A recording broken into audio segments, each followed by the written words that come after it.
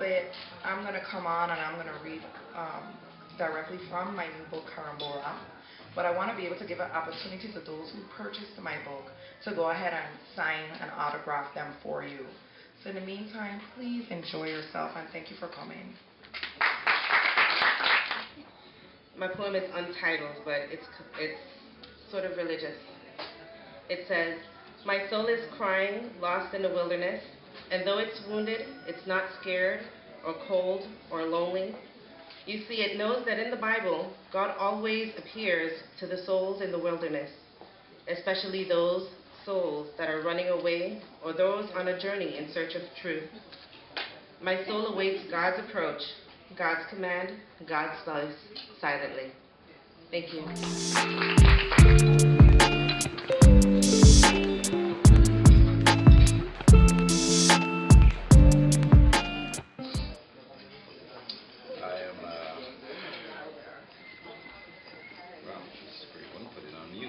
So my name is Kareem Kingston, and I worked at Pocassions and came across some life changes.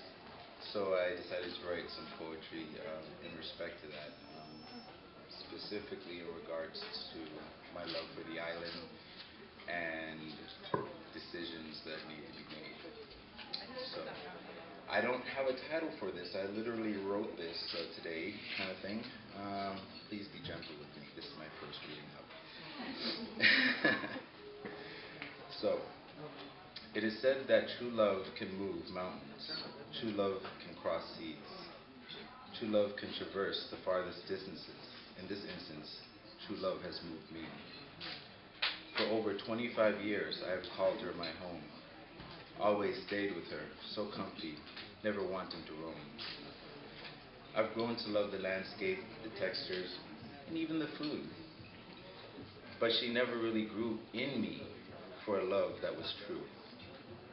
I love my friends, my little family, and the bond that we knew. I love the waters, the rainforests, and the sunsets here too. But she has changed me into a man that doesn't want to grow. She has become lazy, complacent, and stubborn to know.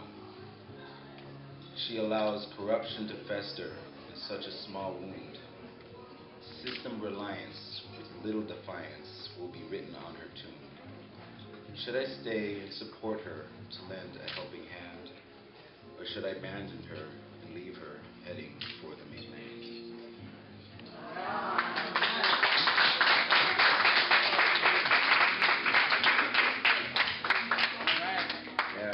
Slam of the door, flush of the toilet, silence. Jump out of bed, mommy's now worried, silence. That baby's up to no good.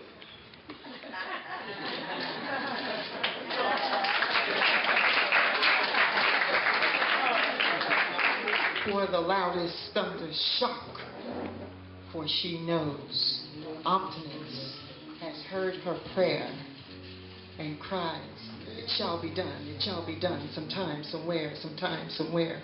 It shall be done, sometime, somewhere." Unanswered yet? Nay, do not say ungranted. Perhaps your part is not yet wholly done. The work began when your first prayer was uttered and uttered and uttered and uttered and uttered and uttered. When your first prayer was uttered. And God will finish what He has begun. If you will just keep the incense burning there, your faith, your glory, you shall see sometime, somewhere.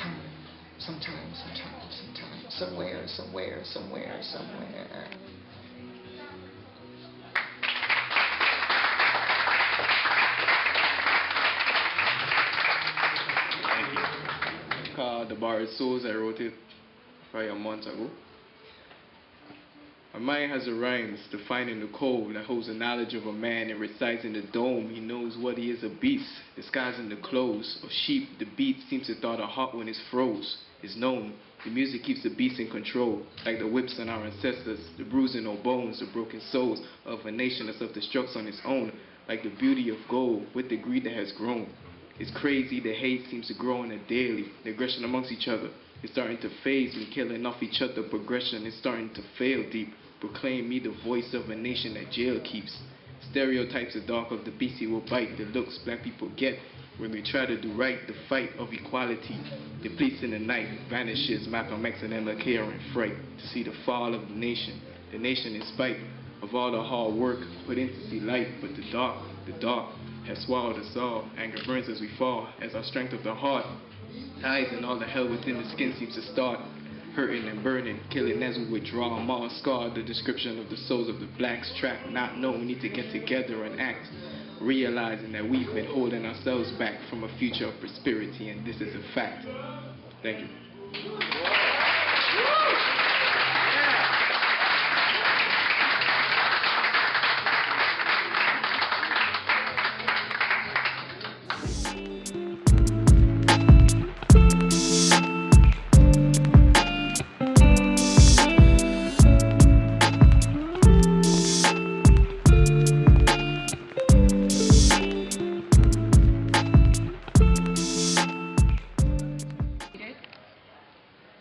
And like you said, I moved away and I went away from here. I was gone about 15 years and I just came back less than 2 years now. And the poem is Stolen Too Soon. And I wasn't sure I wanted to read that one because it's kind of sad for me. But I wrote it for my husband when he passed away. And that was the reason why I moved back home. So it's called Stolen Too Soon, and it's about the day that we met. Cold rainy night, broken-hearted I was, standing there at the bus stop crying. Never would I have foreseen tall, slim, and kind would be the key to mending my shattered heart. Smile, he smiled, that beautiful smile. Spoke for a while, but it seemed like forever. Last thing he said to me was, wife for life. Wifey you will be, bear up my remaining seeds. Laugh I did, at him I did. Then I said, try you could, I wish you luck. Smiled back at me, then he said, I need no luck, you will see. I believe God sent you to me. Days passed by too, came back to say hi. Fast, brisk, and bold he was, stole a kiss that laid our foundation. From one kiss to kiss, I knew my heart was mended. My heart was finally whole. I guess luck we did not need, for a wife for life is what I am. Bore the remainder of his seeds I did. He completed my complete. 15 years, 2 months, and 1 week of unconditional love. Stolen too soon. Our love will live on till the end of time. Our love will survive as our seeds grow. Till the end of time, his love will always be mine.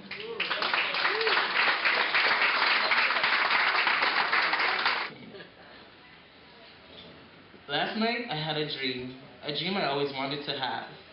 All the time I dared myself to believe it, to believe that this dream was true, though the real world is not. I remember thinking, how could this be? This image in my mind be happening the real time, right here in front of me, playing like a movie. Was I still dreaming? I walked in the rain and find you at the end of the road waiting for me. Please don't fool my heart again. Is this real? Are you holding me? What is my real reason for being here? Many times I dreamt of this moment. Many times I wish I had never had the afterpay. So many times an image of you haunts me. Now you're here looking in my eyes. Now I'm in your arms and you're here speaking to me. Please, dreams, do not lie to me. I can't take waking up with a broken heart. Every day I look to see if you're following me. Now I'm hearing the most beautiful dream ever. And I could feel your heart next to mine. Tell me, as I lay with you, is the moment true? Seeing that I'm here with you, will you really sing those words to me? Did I fall asleep into a wonder, a dream? Or did I wake from my terrible nightmare of loneliness? And that was written in 2005, so that was like right after I graduated from high school.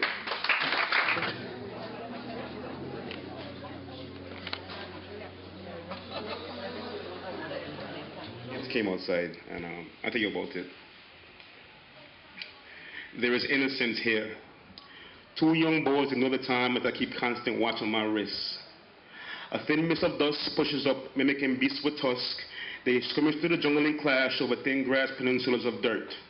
Their uniform shirts and well-hemmed pants wouldn't stand a chance against innocence ranks. In an instance by chance, in one boy's retreat, he fell victim in his rival's feet, letting out fearsome roars, bringing fear to who never saw innocence in his format of raw. Not far back, but just over my shoulder, feeling lucky as quad-set clovers, a lady who was much older pierced outside Red's garage-sized doors.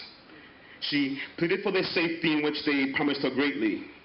You see, innocence had her innately, as she reminisced on similar days just of lately. In her hasty departure, while she wasn't all that near, I swore I heard her swear, and it came from just here. It wasn't going to be as innocent as when it first appeared. With rubbing chin came suggestion. Without question, both the boys fled in opposite directions. A curveball grip and a balled-up fist gave the boys just for their weapons. They met up between structures of metal, hands obscured dusty vehicles with arms once settled. The lady returned like steam whistles, enraged at what she saw. I, in awe, at boys in war.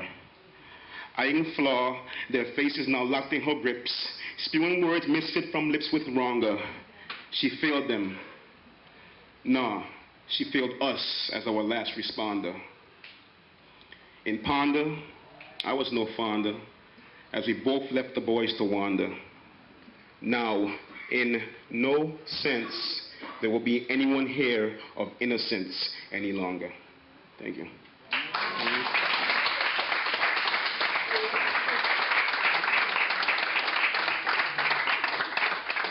I was just wanting to let everybody know that I'm selling my costume jewelry, all handcrafted. Lisa style and creation, made with love, sophistication, and encouragement. It's an empowerment for all women and men. If you have a wife or a mother, just come still and buy some jewelry. So just wanted to give you guys a heads up. Thank you and have a great night. A woman always knows. Curdled stomach, static nerves, thoughts that flow about things you haven't heard. Crackling dreams, worried hearts. Doesn't keep you together, puzzle pieces falling apart. Silent screams ring through the dark night. Candid movements suddenly leave you in fright. Wishing that things will remain the same. Praying that it's not what you fear. Thinking out loud, yet no one hears. Through all the lurid emotions, all the silent pain, only one thing is certain. Only one thing is for sure. A woman always knows.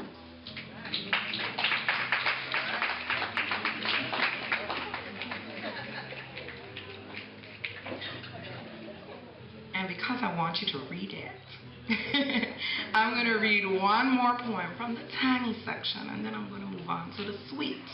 You might want a little bit drink of water for the sweet, though. Just a little forewarning. And this one is called Taking Back. I'm taking me back. I'm letting down my locks, letting go of all the things that continue to keep me confined. I'm taking my mind back. I'm releasing all the negativity, airing out the dark matter, so that intelligent attraction can seep out of my pen and infect my paper with the antidote for the time. I'm taking my spirit back. I'm dancing through my triumphs, and I'm praying through my storms. I'm taking my body back, so that I may live to see my seed grow, so that I may smile and know that with His help, I did good. I'm taking my strength back, so I may continue to be a blessing for others, continue to embrace motherhood's ebbs and flows. I'm taking my heart back. I'm layering it with compassion. I'm healing it with the warmth of those who love me, those who care, those who continue to lift me up while the haters bring me down.